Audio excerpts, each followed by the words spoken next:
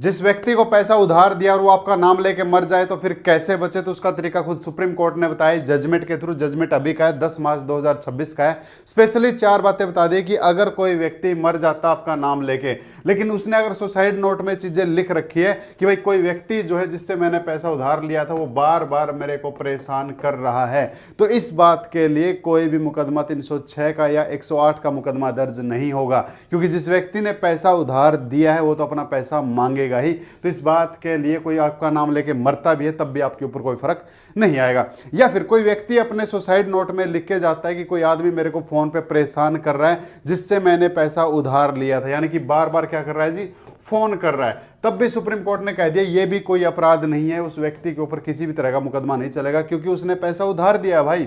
वो अपना उधार का पैसा वापस लेने के लिए या तो फोन करेगा या बार बार तुमको टोकेगा, कैसे तो अपना पैसा निकलवाएगा। अब इसका मतलब ये नहीं है कि वो तुमको मरने के लिए परेशान कर रहा है, वो सिर्फ अपना पैसा वापस लेना चाहता है। इसलिए इन चीजों के लिए अगर कोई व्यक्ति मर भी गया किसी का नाम लेके तो उसके ऊपर मुकदमा जो है नहीं चलेगा। इसके अलावा अगर कोई व्यक्ति अपने सुसाइड नोट में लिख के चला जाता है कि किसी ने मेरे को ना मारने की धमकी दी है कि अगर तुमने मेरा पैसा वापस नहीं किया तो हम तेरे को मार देंगे, तो जो व्यक्ति मरा है उसको पहले अपने सबूत भी देखे जाने पड़ेंगे उस धमकी के, जैसे कोई ऑडियो रिकॉर्डिंग है, कोई वीडियो रिकॉर्डिंग है, या फिर कोई भी ऐसा तीसरा आदमी जिसके सामने उसने जो भी जिस बंदे ने पैसा उधार दिया था उसने उसको धमकी दी थी कि अगर मेरा पैसा टाइम पे नहीं आया तो तेरे को जान से मार देंगे, तो इसका सबूत उसको दे के जाना पड़ेगा जी। सुसाइड नोट में लिखने से नहीं बात बनेगी, और अगर सबूत नहीं है तब भी मुकदमा नहीं बनेगा। किसके ऊपर?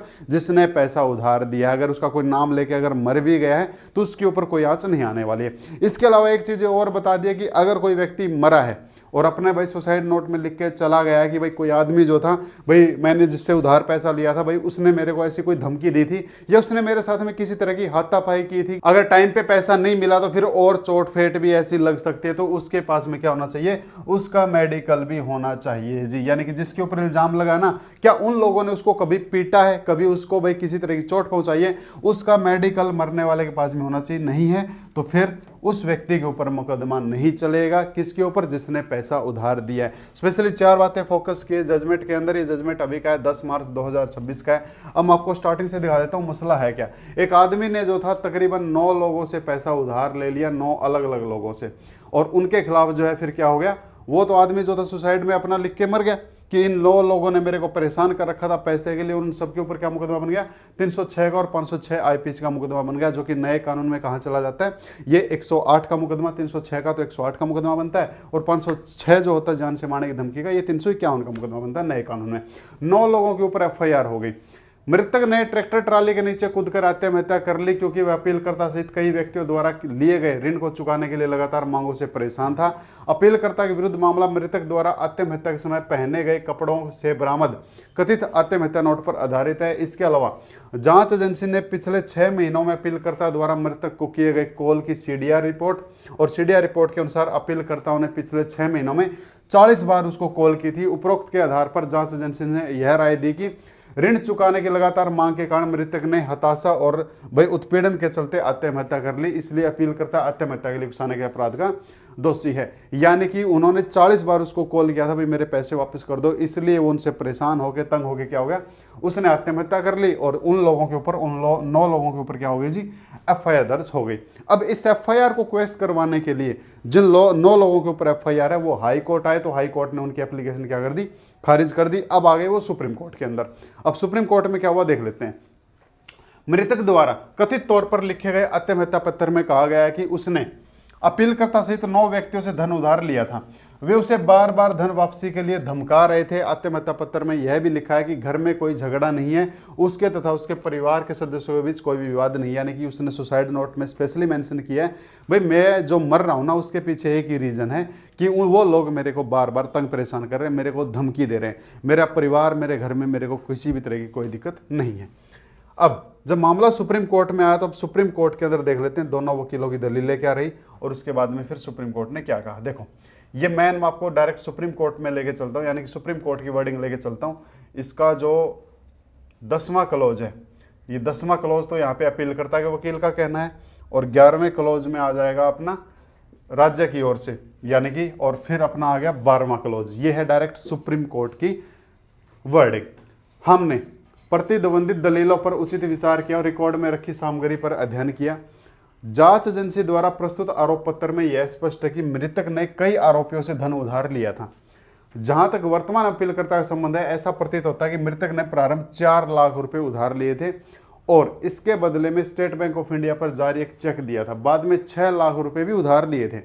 आरोपी के विरुद्ध आरोप पत्र का एकमात्र आधार आत्महत्या पत्र और कॉल डिटेल रिकॉर्ड है, जिसमें पता चलता है कि अपीलकर्ता ने पिछले 6 महीने में 40 बार फोन किया था। जहां तक आत्महत्या पत्र का संबंध है, हम पाते हैं कि इसमें धमकियों की प्रकृति और उन धमकियों के समय और स्थान के संबंध में महत्वपूर्ण विवरणों का अभाव है।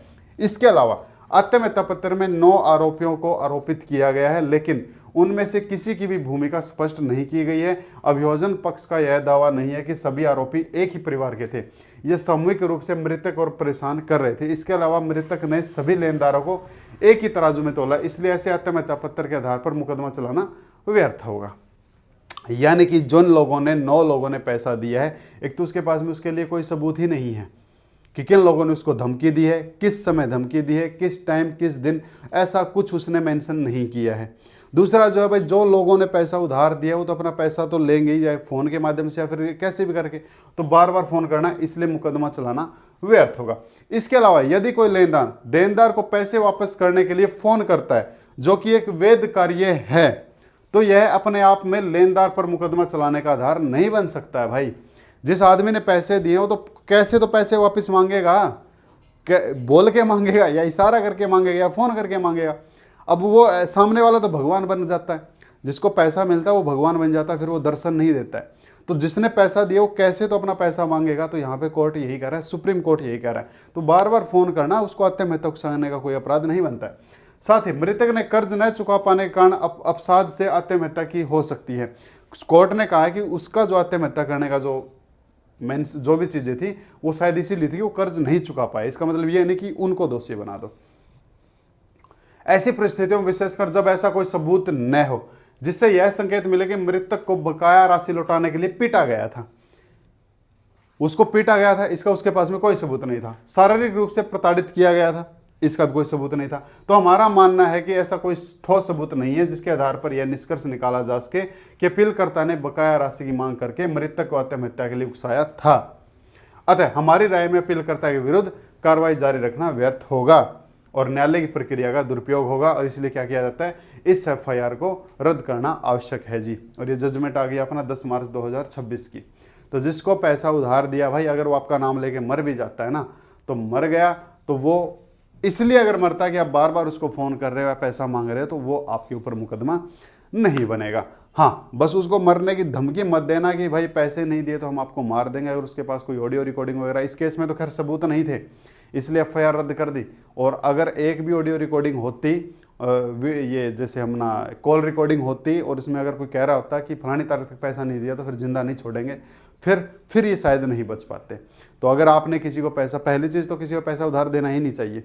काफ़ी सारे लोग चलो मजबूरी समझ के किसी की मदद कर भी देते हैं, भाई कोई ना टाइम पे दे देगा, लेकिन अगर कोई ऐसे नाम लेके मर गया तो सरदर्दी बढ़ जाएगी। और अगर कोई ऐसा, चलो ये तो एक अच्छी जजमेंट है, नहीं है तो फिर और दिक्कत हो। चलो जैसा भी है, उम्मीद करूँगा जानकारी आपको अच्छी लगी होगी। अच्छी लगी लाइक कर लें, शेयर कर लें, सब्सक्राइब कर लें। फिर मिलते हैं अदर किसी जजमेंट के साथ में, उसके साथ में जो आप चाहो और आप क्या चाहते हो, कमेंट बॉक्स खुला है। Thank you.